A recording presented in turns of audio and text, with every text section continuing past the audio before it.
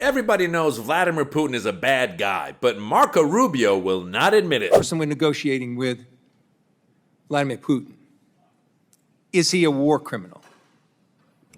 Well, I think you can look at instances that have happened there and certainly characterize them as war crimes, but our intent is to end the war. Is he a war criminal? We can't end the war without talking to No, Mr. Putin. that's pretty simple. Is he a war criminal? Well, that's this man we're negotiating with, Vladimir Putin. Is he a war criminal? That's not tough. But what? I'm trying to answer your question by telling you that we're trying to end the war here. Go ahead. No, it's not a simple answer. You are equivocating, sir. Just answer the question. I'm answering your question, and the answer is that war crimes have been committed, no doubt. And who's responsible for that? There will be time and place for that accountability. Sir, we watched the murderer murder someone, and who's responsible will be figured out later. We don't know who's responsible, even though we saw it with our own eyes who's doing it. We're going to figure it out later. Was Marco Rubio always like this, or did he ever think that Putin was a war criminal? We got receipts. Let me ask you this question. Is Vladimir Putin a war criminal? I would not use that term. Well, let me describe the situation in Aleppo, and perhaps that will help you reach that conclusion. In Aleppo, Mr. Putin has directed his military to conduct a devastating campaign. He's targeted schools, markets, not just assisted the Syrians in doing it. His military has targeted schools and markets and other civilian infrastructure. It's resulted in the death of thousands of civilians. This is not the first time Mr. Putin is involved in campaigns of this kind. Back when he was just appointed prime minister before he was elected, and I'm sure you're aware of that period of time, there was a series of bombings, and they blamed it on the Chechens. And Mr. Putin personally said that he would punish them, and so he ordered the Air Force to bomb the Chechen capital of Grozny. They used Scud missiles to hit hospitals, the city's main outdoor market, packed with shoppers. 137 people died instantly. They used thermobaric and fuel-air explosive bombs. These are the bombs that ignite, and they burn the air breathed in by people who are hiding in basements.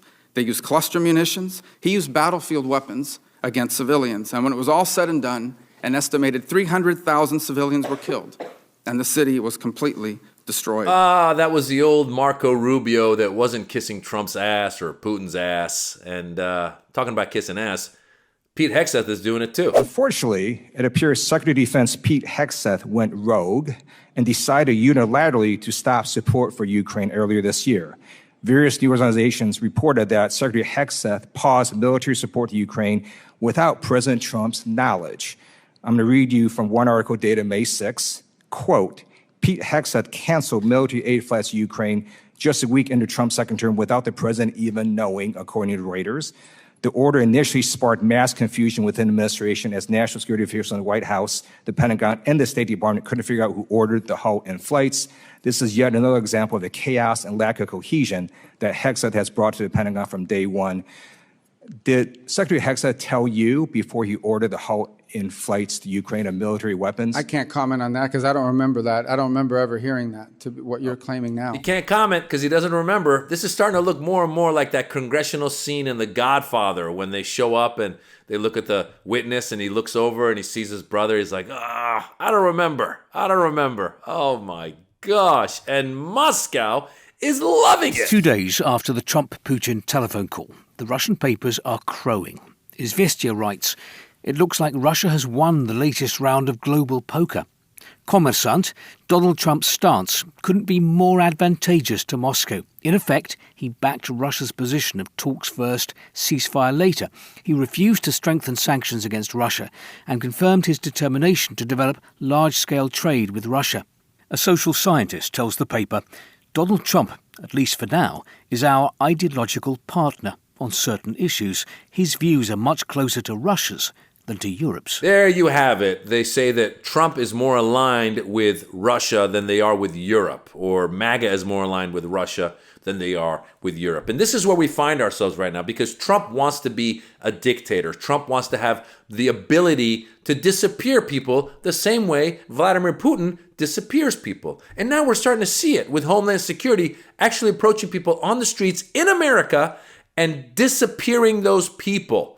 We are a country that's supposed to be a liberal democracy, and here we are going down the dictator route. Why? Because MAGA wants that. Trump wants that. And that's why they support Russia over Ukraine. Ukraine is still fighting the fight for the West.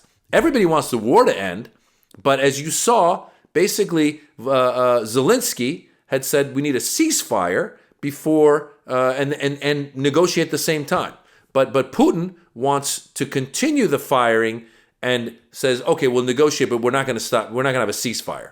And we had that famous call that just happened with Trump and Putin basically owned him. And we saw the Russian media was like, oh, wow, Putin did what he had to do. Trump supposedly took it seriously, and Putin was taking the phone call on his trip somewhere where he was at a music school or something.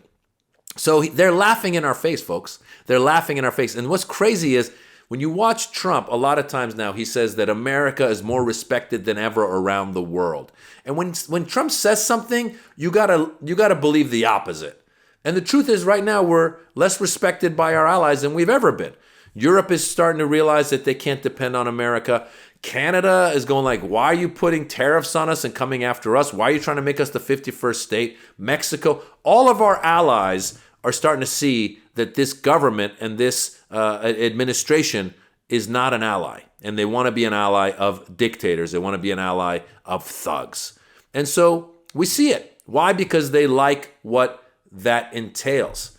Donald Trump now wants to have his own little birthday parade.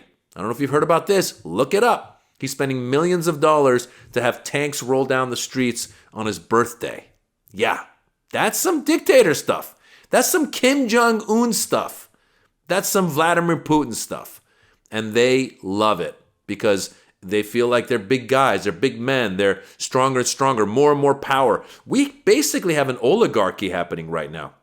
Look at all these tech people who are benefiting from the Trump administration. Look at all these billionaires that are benefiting from the Trump and his moves. Let's look at the tariffs.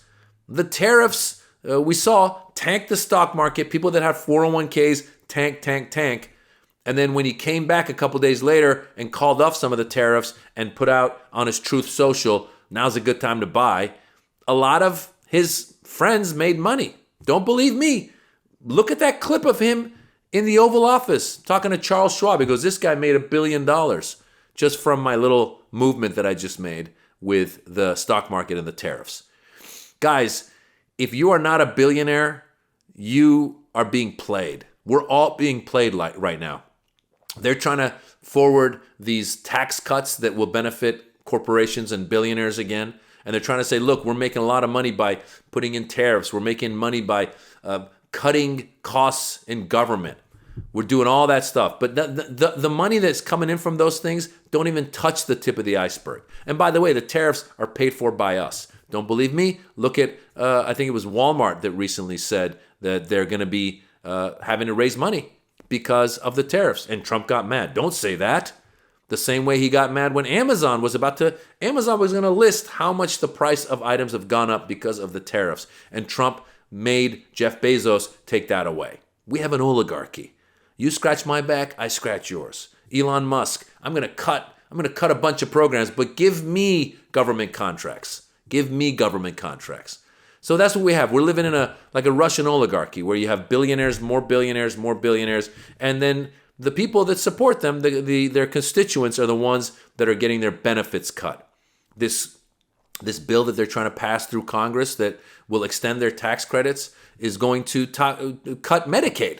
There's going to be people losing their Medicaid because of this bill that they're forwarding.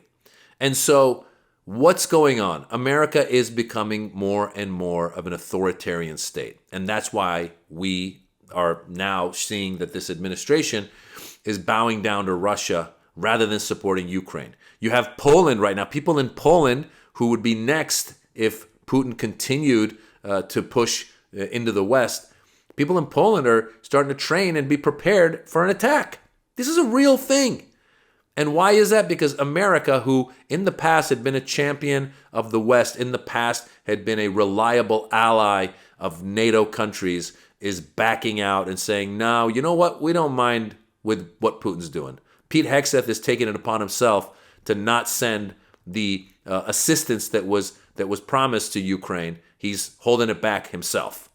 Why? Because, again, they want the power. Also, they see that Putin and Putin's Russia is a intolerant country. They're not tolerant of the LGBTQ community, and MAGA sure as hell ain't tolerant of the LGBTQ community. They're not tolerant of people of color. MAGA sure ain't tolerant of people of color. So they have a lot in common. They're a lot more far right and believing in white supremacy than than the West would want. The West would want an integrated society. The West would want a society where we have multiple colors. That's what democracy is. Democracy is a country that represents all people. A democratic country is a country that supports the LGBTQ community, supports people with disabilities, supports people who are poorer within that society.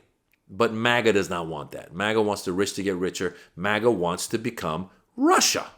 And that's why we are where we are, folks. That's why Marco Rubio cannot say that Vladimir Putin is a war criminal. Because Marco Rubio wants America to be what Russia is. He wants to be able to sit there. When he's Secretary of State, he wants to have that power.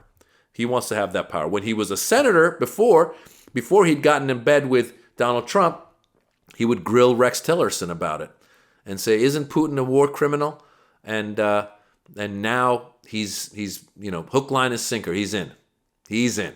As are all of these MAGA folks. So day by day, we see our rights being taken away. Day by day, we see ICE doing things that we thought were unfathomable, deporting people that are citizens, deporting people that haven't committed crimes, and then not admitting it and bringing those people back.